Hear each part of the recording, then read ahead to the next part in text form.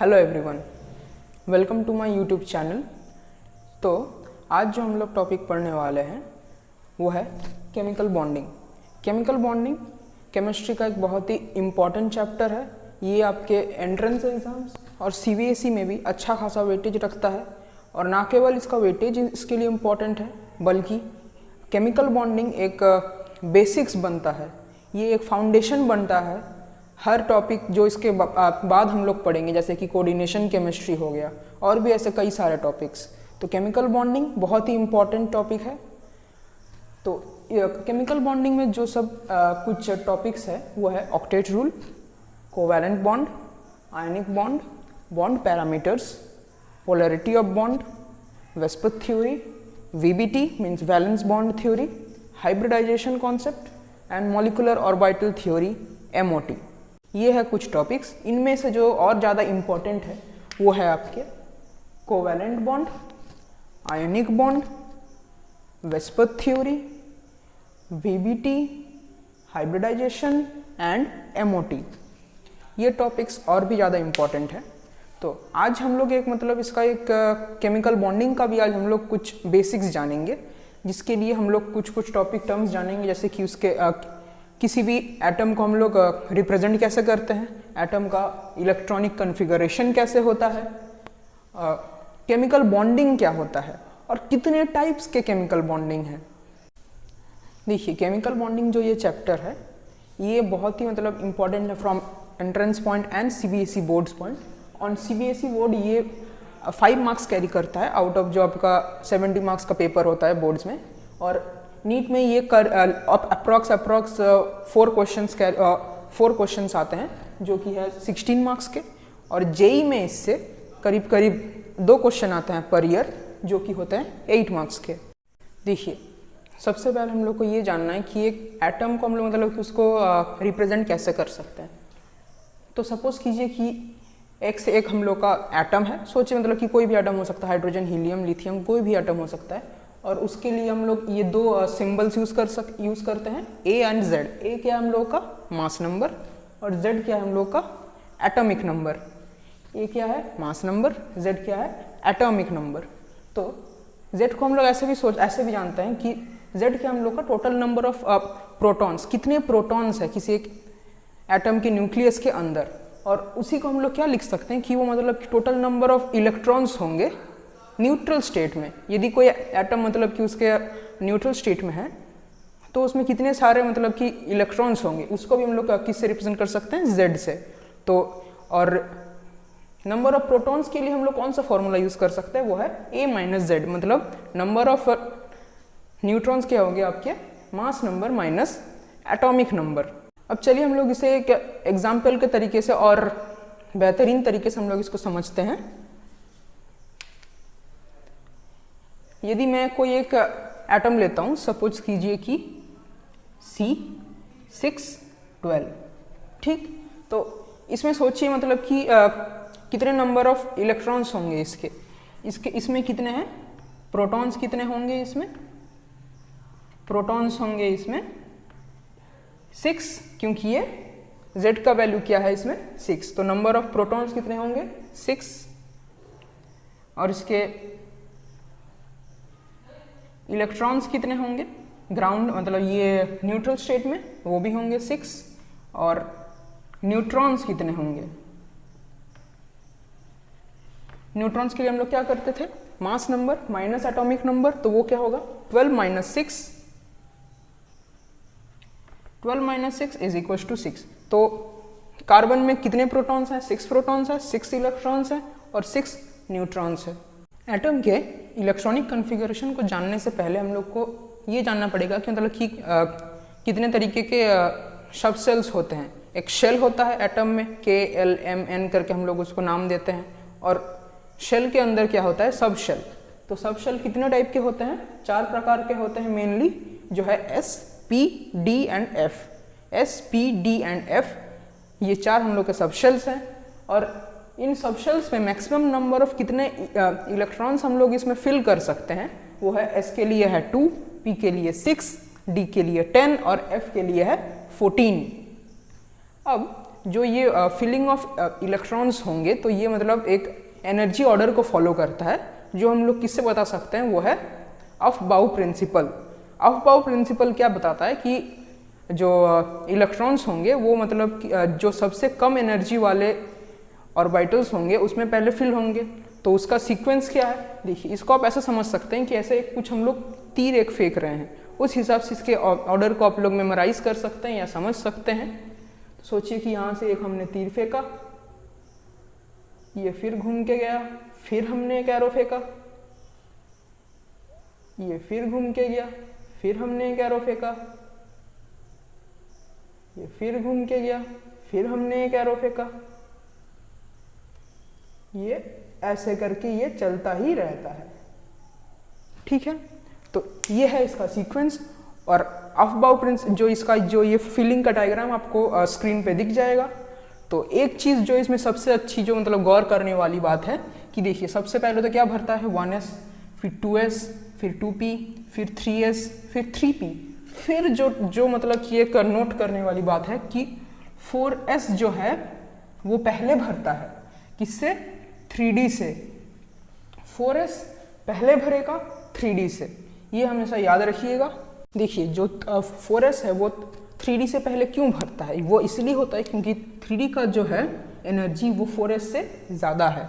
क्या है, energy of orbitals वो है 3d का ज़्यादा है 4s से। तो इसीलिए जिसका एनर्जी कम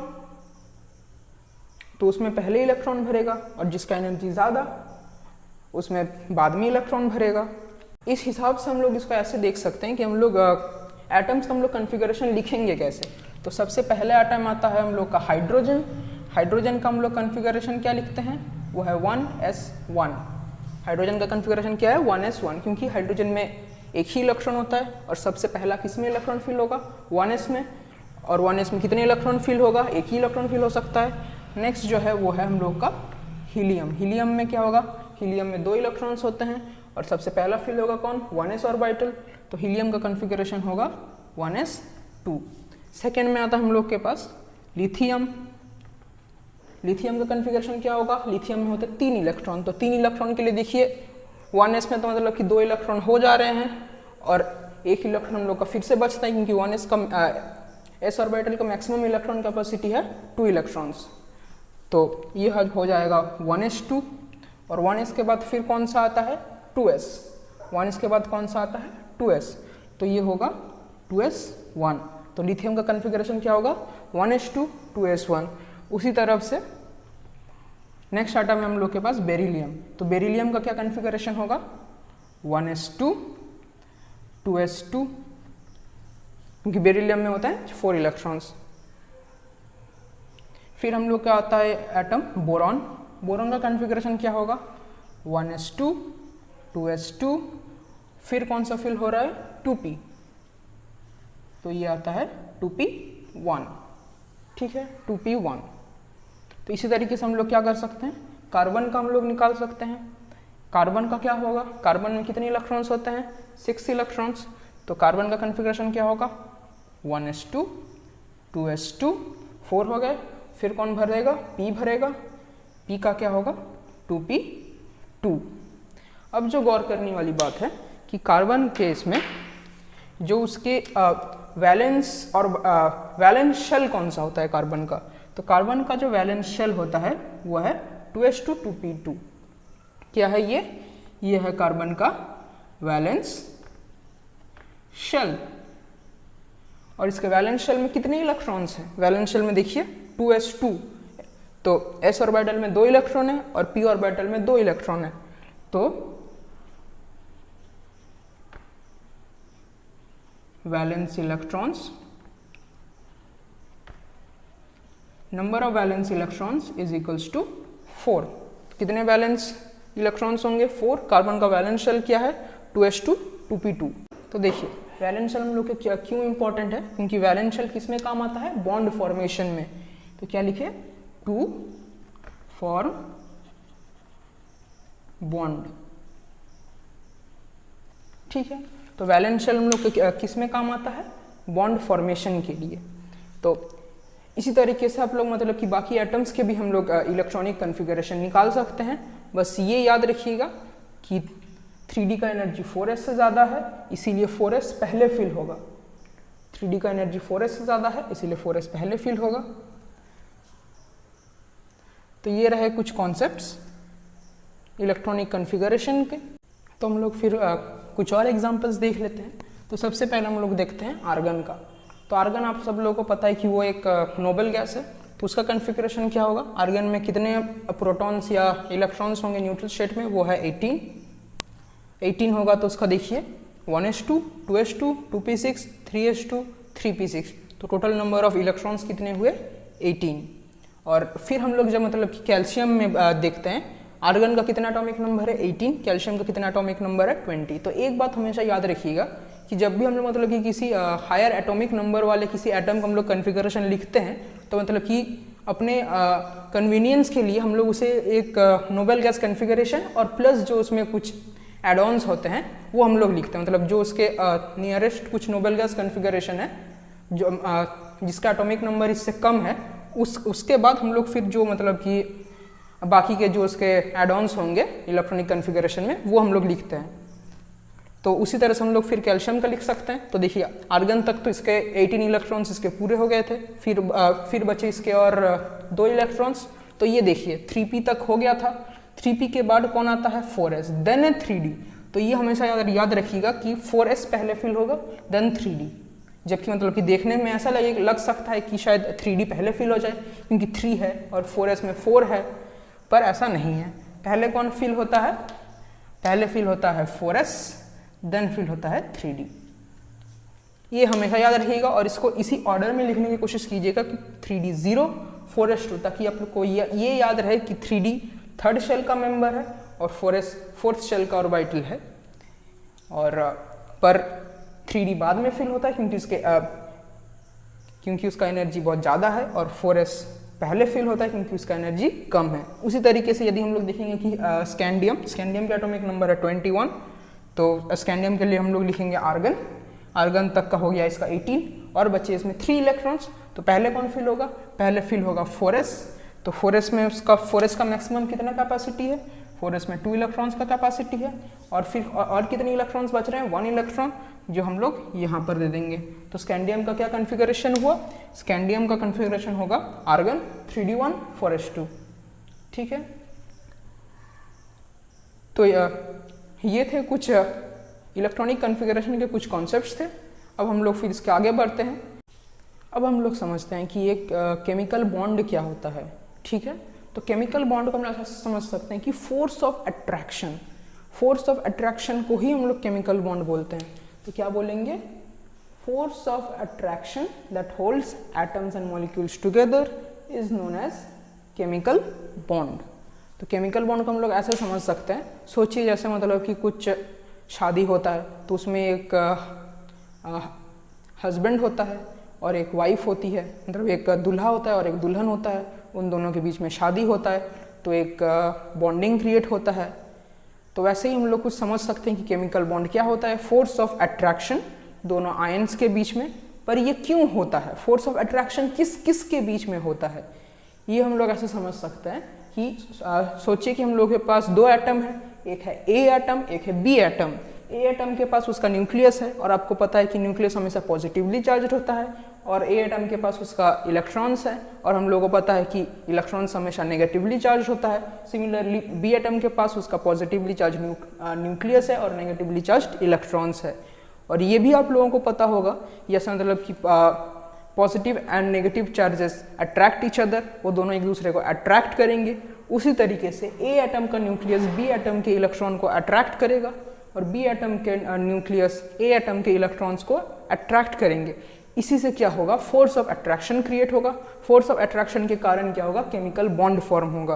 पर इसमें एक और चीज़ भी याद रखने वाली है कि इसमें रिपल्शन भी होता है। रिपल्शन किस किस के बीच में हो सकता है, ए एटम का न्यूक्लियस और बी एटम का न्यूक्लियस, क्योंकि ये दोनों ही क्या है, पॉजिटिवली चार्ज है। तो like charges repel each other, ये भी हम लोग पढ़े हैं। उसी हिसाब से ए एटम के न्यूक्लियस और बी एटम के न्यूक्लियस एक दूसरे को रिपेल करेंगे और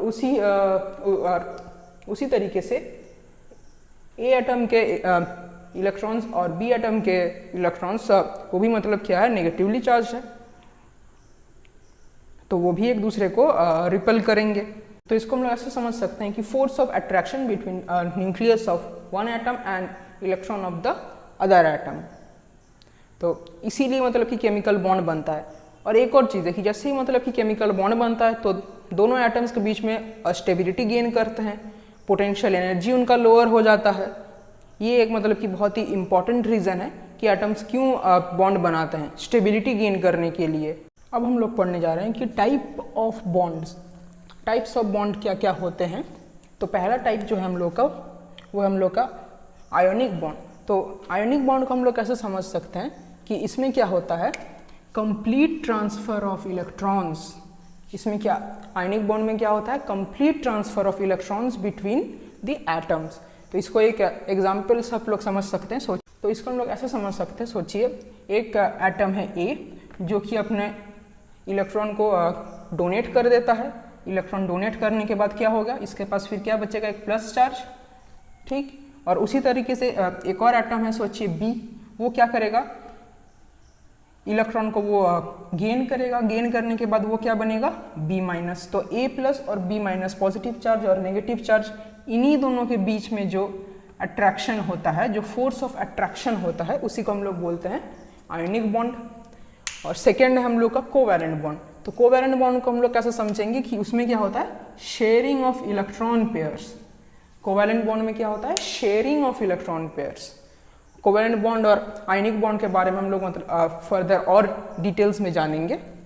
तो आज का वीडियो हम लोग यहीं पर ख़त्म करते हैं। Thank you for watching my video. जय हिंद।